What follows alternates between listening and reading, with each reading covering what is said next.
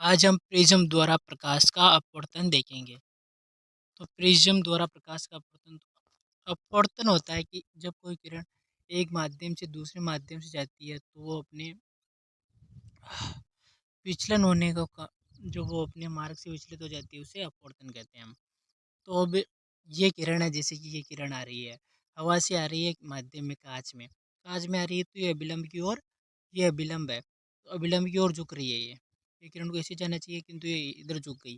फिर वापिस ये कांच से वापिस हवा में जा रही है तो ये अभिलंब से दूर जा रही है। तो यही प्रकाश प्रिज्म द्वारा प्रकाश का अपवर्तन होता है। अब प्रिज्म द्वारा श्वेत प्रकाश का विक्षेपण, श्वेत श्वेत प्रकाश का विक्षेपण, प्रिज्म द्वारा जब प्रिज्म में से श्वेत प्रकाश गुजरेगा, ये जिसके प्रिज्म है, इस प्रिज्म में से जो श्वेत प्रकाश गुजरेगा तो श्वेत प्रकाश गुजरने के बाद वो अपने 7 रंगों में विभक्त हो जाता है। 7 रंगों में विभक्त होने की घटना को हम प्रकाश का प्रिज्म द्वारा श्वेत प्रकाश का विक्षेपण कहते हैं। तो इसको हम याद रख सकते हैं ये विबजोर से। विबजोर जिसका अर्थ होता है violet, indigo, blue, green, yellow, orange और रेड। इसमें ये हो गया विबजोर, VIBGYOR,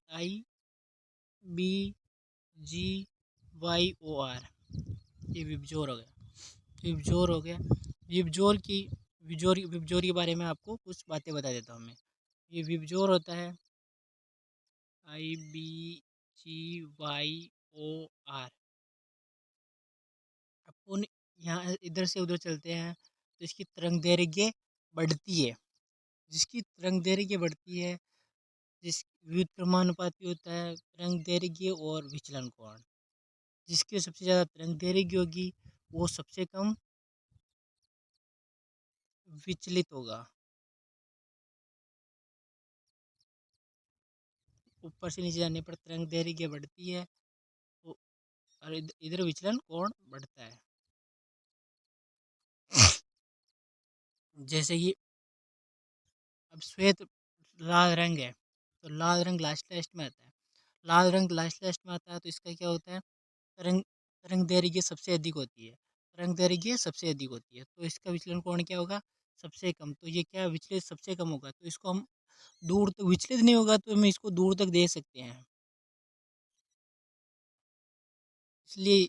और जबकि बैंगनी रंग है उसका तरंग दैर्घ्य सबसे, क्योंकि बैंगनी इधर आता है और लाल लास्ट में आता है, बैंगनी इधर आएगा तो इसका सबसे ज़्यादा तरंग दैर्घ्य सबसे कम होगा। तरंग दैर्घ्य सबसे ज़्यादा होगा, सब तरंग दैर्घ्य सबसे कम होगा, तरंग दैर्घ्य सबसे ज़्यादा कम होगा तो इसका विचलन विचलन सबसे अधिक होगा तो हम इसको दूर तक देख नहीं सकते हैं। अपवर्तन की घटनाएं, तो तारों का टिमटिमाना ये अपवर्तन की एक घटना है। और अग्रिम सूर्योदय विलंब से अस्त होता है सूर्य, उसे ये भी अपवर्तनीय घटना है। तारों का टिमटिमाना, तो ये चित्र दे रखा है इसमें, जैसे कि रात में तारे टिमटिमाते हुए हमें दिखाई देते हैं। तो ये तारे टिमटिमाते हुए क्यों दिखाई देते हैं, तो इसका कारण है अपवर्तन के कारण। तो हमारे नेत्रों को तारों के प्रकाश के वायुमंडल अपवर्तन के कारण तारे टिमटिमाते हुए लगते हैं। तारों का प्रकाश पृथ्वी के वायुमंडल में प्रवेश करने के पश्चात पृथ्वी के पृष्ठ पर पहुंचने तक लगातार अपवर्तित रहता है, होता है। वायुमंडलीय अपवर्तन उसी माध्यम से होता है जिसका क्रमिक परिवर्तन अपवर्तनांक हो।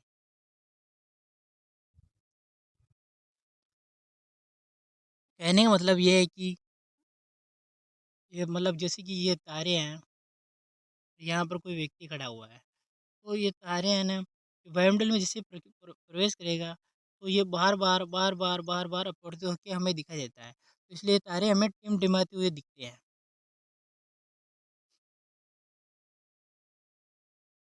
और ये अपनी वास्तविक स्थिति में दिखाई नहीं देते हैं।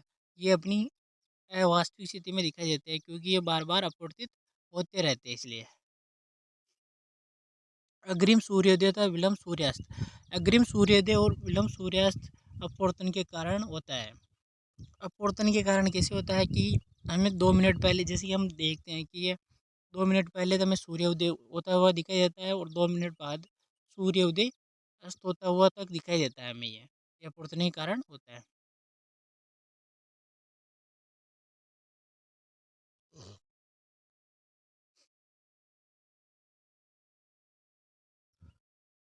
प्रकाश का प्रकीर्णन, जब कोई प्रकाश आता है तो माध्यम में, जब प्रकाश किसी ऐसे माध्यम से गुजरता है जिसमें धूल और अन्य पदार्थों के अत्यंत सूक्ष्म कण होते हैं। जब कोई प्रकाश किसी माध्यम से गुजरता है उसमें धूल और अन्य कण बहुत अधिक मात्रा में होते हैं, तो वो विभिन्न दिशा में प्रसारित हो जाता है, फैल जाता है, तो उसे हम प्रकाश का प्रकीर्णन कहते हैं। इसका सबसे अच्छा उदाहरण है टिंडल प्रभाव। टिंडल प्रभाव जैसे कि हमारे कोई मतलब घर में होता है, तो उसमें जैसे कि जो कच्चे घर होते हैं उसमें अंदर प्रकाश आता हुआ दिखाई देता है, मतलब कि तो उससे वो टिंडल प्रभाव होता है। टिंडल प्रभाव, टिंडल प्रभाव ये रहा है जैसे कि पृथ्वी के चारों ओर वायुमंडल है जिसमें धूल कण, जल वाष्प आदि उपस्थित होते हैं, जो सूक्ष्म कणों का एक विषमांगी मिश्रण है जो प्रकाश या किरण पुंज ऐसे, मतलब टिंडल प्रभाव ये होता है कि कोलाइडी कणों द्वारा बना और टिंडल प्रभाव होता है। जैसे कि हमारे घर में होता है तो वो अंदर से प्रकाश आता हुआ दिखाई देता है, और ये वनों और जंगलों में भी पेड़ों के बीच में से आता हुआ दिखाई देता है, उसे हम टिंडल प्रभाव कहते हैं। टिंडल प्रभाव के उदाहरण तो ये जैसे कि जंगलों में हरा पानी, धुआं, धूल या धुएं से भरे हुए कमरे में किसी छिद्र से प्रवेश करने वाले प्रकाश पुंज में कणों को उड़ते हुए देखना, तो ये टिंडल प्रभाव का उदाहरण है।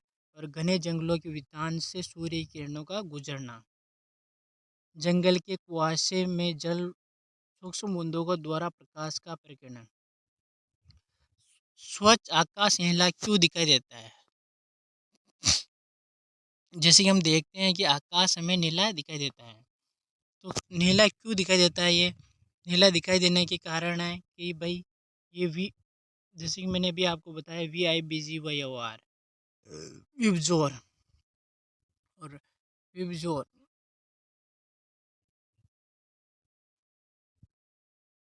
ब्लू, ब्लू होता है ये कि इसका बीच में आता है ब्लू, तो ये क्या है कि ज़्यादा बिखर जाता है, बिखर जाता है जिससे कि ये हमें मतलब कि ये प्रकीर्णन के कारण ज़्यादा बिखर जाता है, तो हमें ये क्या है कि ये प्रकाश हमारी आंखों में प्रवेश करता है तो ये हमें नीला दिखाई देता है, और दूसरे वर्ण हमें बिखरते नहीं है ज़्यादा, इसलिए ये दिखाई नहीं देते हमें नीले।